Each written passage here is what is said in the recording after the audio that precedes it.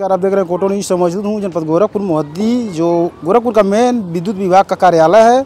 और हमारे साथ आपको फ्रेम में दिखाई दे रहे होंगे बिजली विभाग के कर्मचारी हैं, जो लेकर के कर्मचारियों के अंदर जो नाराज़गी है, आइए हम जानने का प्रयास करेंगे कि कर्मचारीगण क्यों रोड पर प्रोटेस्ट कर रहे हैं।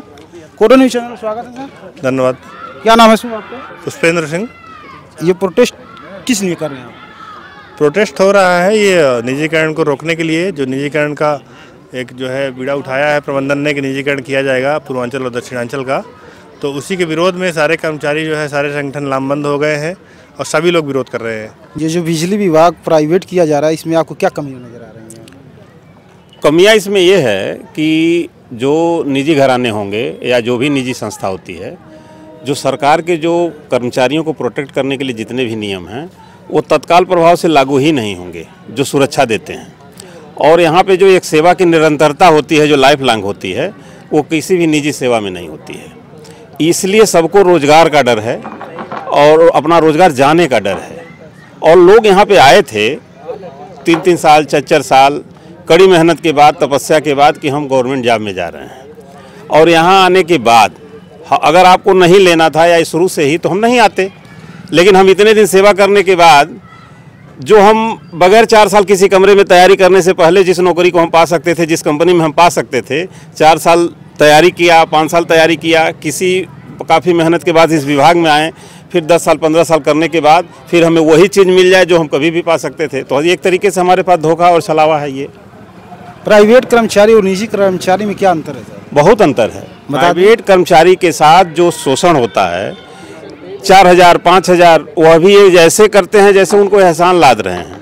जबकि नियमित कर्मचारी के पास एक सुरक्षा है।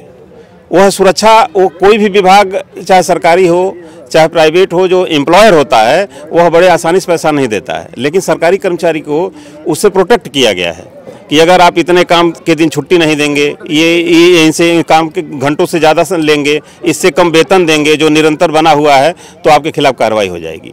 इसलिए परंपरा है कि यहाँ पे जो भी सरकारी कर्मचारी है, एक फिक्स वेतन एक नियम और शर्तों के अधीन मिलता है और वहाँ पे बिल्कुल सिक्योरिटी नहीं है, जिस कारण से प्राइवेट कर्मचारी बिल्कुल बंधुआ मजदूर की तरह से है। निजीकरण हो जाएगा तो क्या प्रभाव पड़ेगा आम जनमानस पे? आम जनमानस पे ही मेन प्रभाव पड़ेगा। इसका कारण ये है कि जो भी निजी कंपनियां आएंगी, अगर उनके इसको चलाने की कास्ट 100 रुपये आ रही है, जो हमारी भी आ रही होगी, तो हम उस घाटे को पूरा नहीं कर पा रहे हैं। उसका कारण ये है कि हमें वो सरकार दे रही है। जो हम जो भी सेवा से संबंधित, जो भी कल्याण से संबंधित योजना सरकार चलाती है, वो हमें या तो दे देती है या नहीं भी देती है, तो हमारे उस घाटे में चला जाता है। लेकिन हम उसको चार्ज नहीं करते हैं अपने विभाग पे। लेकिन अगर प्राइवेट है तो वो उस घाटे को अपने कास्ट में जोड़ देगी। मान लीजिए हम 100 रुपये पे दे रहे हैं और हम 80 ही वसूल पा रहे हैं, तो 20 रुपये हम घाटा सा लेते हैं। सरकार है कल्याणकारी राज्य है, जो भी सरकार होती है वो कल्याणकारी राज्य होती है।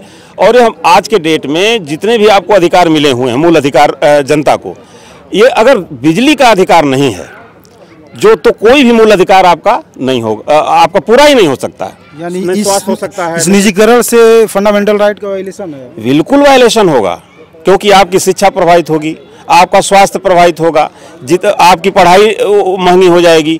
कि बिजली आप महंगी कर देंगे तो जो बच्चा गरीब है उस परिवार में कैसे उजाला होगा। जो भी संस्थाएं आएंगी, 100 रुपये अगर उनकी कास्ट है, तो निश्चित रूप से हर हाल में 120 रुपये में बेचेंगी। वो कहीं से चमत्कार नहीं करने जा रही हैं, क्योंकि उड़ीसा में और अन्य जगहों पे जहाँ पर भी हुआ है, जो लाइन लॉसेस हैं हमारा उनसे कम है, जो विद्युत सेवा है उनसे हमारा बेहतर है। यह केवल और केवल ये बंदरवाट के लिए हो रहा है। मतलब चंदा दो धंधा लो वाली मामला है ये, सीधा समझिए आप। सरकार को क्या करना चाहिए इस पर?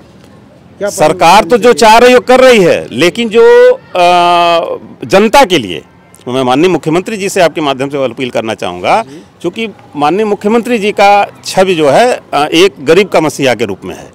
तो गरीब को यह लाइट केबल से, जो बिजली सरकारी क्षेत्र है, वही एक गरीब के घर में उजाला कर सकती है। जो प्राइवेट संस्था है वो गरीब के घर में उजाला नहीं करेगी। तो हम माननीय मुख्यमंत्री जी से अपील करेंगे कि यह जो लोग इसमें संलिप्त होकर के, हमारे विभाग के लोग भी उसमें संलिप्त हैं, कि इससे किसी निजी घराने को देना चाहते हैं और बहुत कम में, यह मात्र 1 रुपये के लीज पर यह पूरी की पूरी संपत्ति दी जा रही है एक निजी घराने को। जब यह सीधे सीधे जो बीच का मामला है, जैसे हमारा 1,15,000 करोड़ तो फील्ड में बकाया है, आखिर वो पैसा कहाँ आएगा? वो निजी कंपनियां वसूल के अपने पास रख लेंगी, क्योंकि इससे पहले जहाँ जहाँ भी निजीकरण हुआ वसूल के रख ली हैं।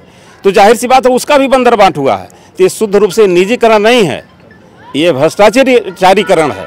इस पर विराम लगना चाहिए और माननीय मुख्यमंत्री जी को हस्तक्षेप करना चाहिए, क्योंकि यह न तो किसान के हित में है, न छात्र के हित में है, और ना ही यह कर्मचारी के हित में है, और ना ही उपभोक्ता के हित में है। कोटो न्यूज़ चैनल के माध्यम से क्या संदेश देना चाहेंगे? मैं संदेश यही देना चाहूँगा, माननीय मुख्यमंत्री जी इसमें हस्तक्षेप करें।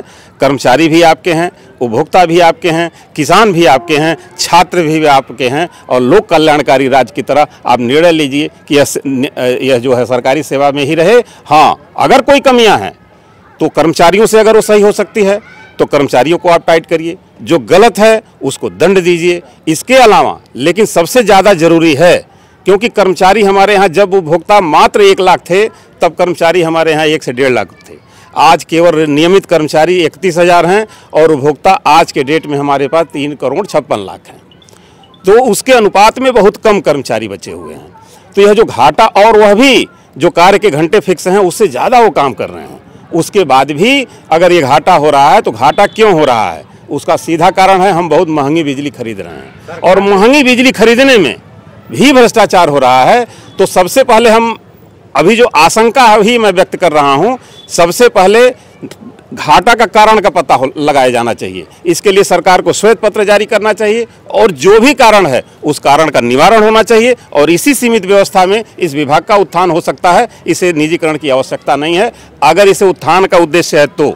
लेकिन जिसका भ्रष्टाचार हो तो हमेशा हर हाल में उसी लाइन पे जाएगा, वो कभी भी इसको सुधारने की स्थिति में नहीं जाएगा। तो ये थे चंद्रभूषण उपाध्याय जी, जो बिजली विभाग के सरकारी कर्मचारी हैं और काफ़ी नाराज़ दिख रहे हैं बिजली विभाग का जो प्राइवेट किया जा रहा है, निजीकरण किया जा रहा है। तो आपकी क्या सुझाव है, कमेंट बॉक्स में ज़रूर बताएं, और ऐसे ही खबरों को देखने के लिए बने रहें कोटो न्यूज़ के साथ।